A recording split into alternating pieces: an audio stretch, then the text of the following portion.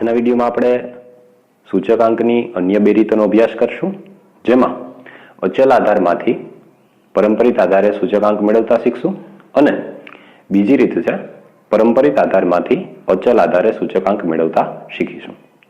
તો વિદ્યાર્થી મિત્રો, સૌપ્રથમ અહીં આપણે સૂત્ર નોંધી લઈએ। અચલ આધારમાંથી પરંપરિત આધારમાં પરિવર્તન કરતા હોઈએ ત્યારે આ મુજબનું સૂત્ર ઉપયોગમાં લેવાય છે। સૂચકાંક બરાબર ચાલુ વર્ષનો અચલ આધારે સૂચકાંક છેદમાં અગાઉના વર્ષનો અચલ આધારે સૂચકાંક ગુણ્યા 100।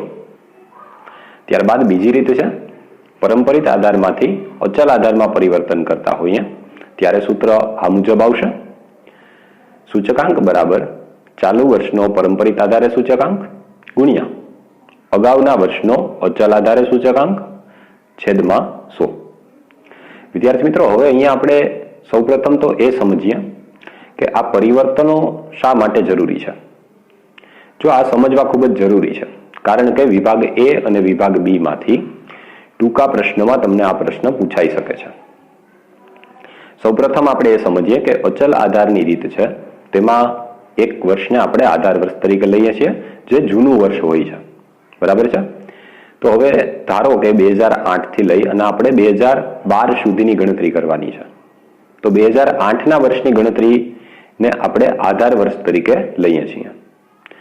ત્યારબાદ જો આપણે 2012ના વર્ષની ગણતરી કરીએ તો 2012ના વર્ષના છેદમાં 2008નું વર્ષની કિંમત આવશે।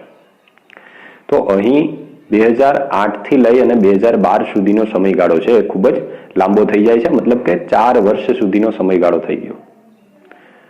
તો આ અચલ આધારની જે રીત છે એ લાંબા ગાળાના સમયગાળાના ફેરફાર માટે ઉપયોગમાં લેવાય છે, અને પરંપરિત આધારની રીત છે એ આપ સૌને ખ્યાલ છે કે એમાં આપણે છેદમાં અગાઉના વર્ષની જ કિંમતને લઈએ છીએ, એટલા માટે પરંપરિત આધારના વર્ષની જે ગણતરી કરીએ છીએ, પરંપરિત આધારની રીત છે એ ટૂંકા ગાળાના સમયગાળાને ફેરફારને દર્શાવે છે।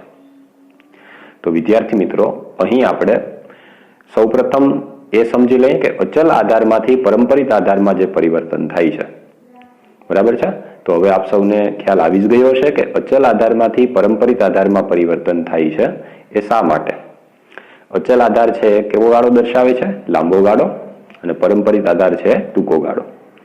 એટલે લાંબા ગાળાના પરિવર્તનોને બદલે જો ટૂંકા ગાળાના પરિવર્તનો જાણવા હોય તો અચલ આધારમાંથી પરંપરિત આધારમાં પરિવર્તન થાય છે, અને ટૂંકા ગાળાના પરિવર્તનો છે તેમાંથી લાંબા ગાળાના પરિવર્તનો જો જાણવા હોય તો પરંપરિત આધારમાંથી અચલ આધારમાં પરિવર્તન કરવું પડે છે।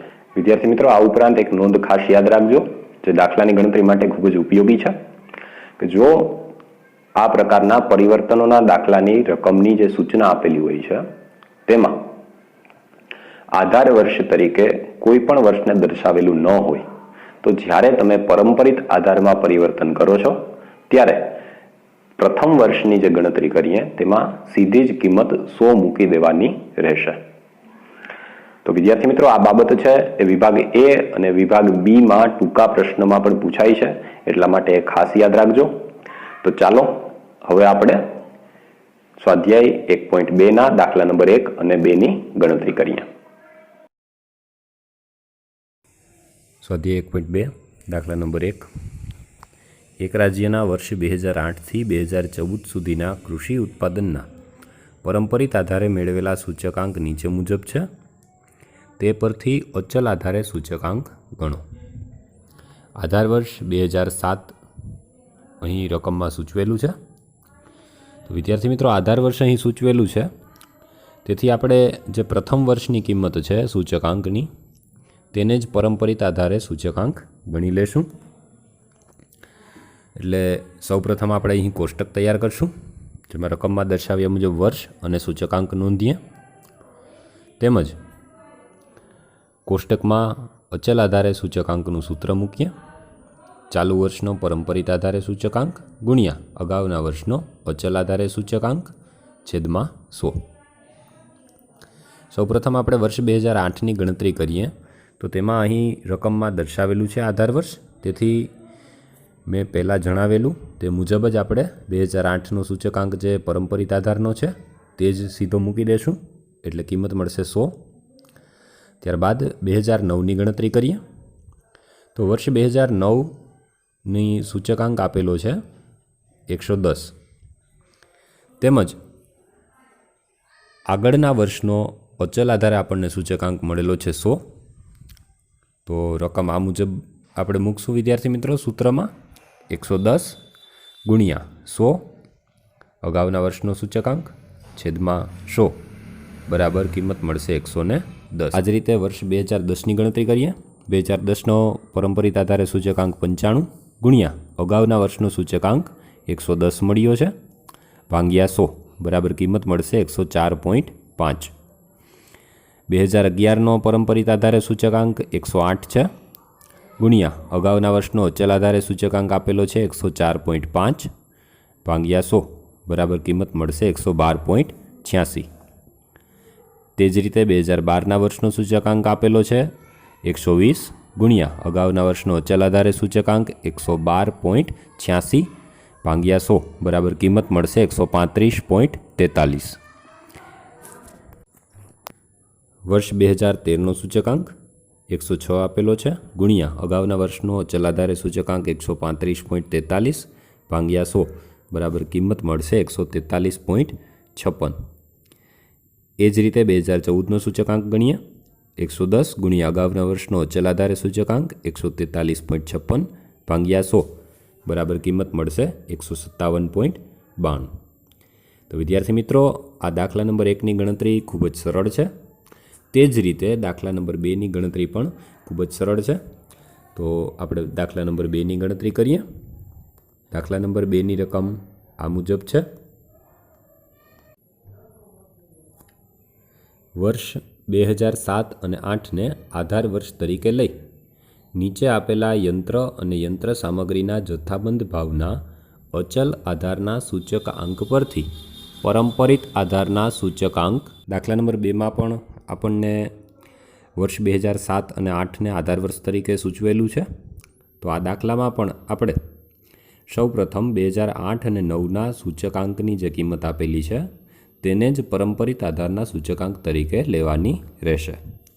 તો વિદ્યાર્થી મિત્રો, અહીં આપણે સૌપ્રથમ કોષ્ટક તૈયાર કરી લઈએ અને રકમમાં દર્શાવ્યા મુજબની વર્ષ અને સૂચકાંકની નોંધ કરી લઈએ. ત્યારબાદ સૂત્ર મૂકી દઈશું.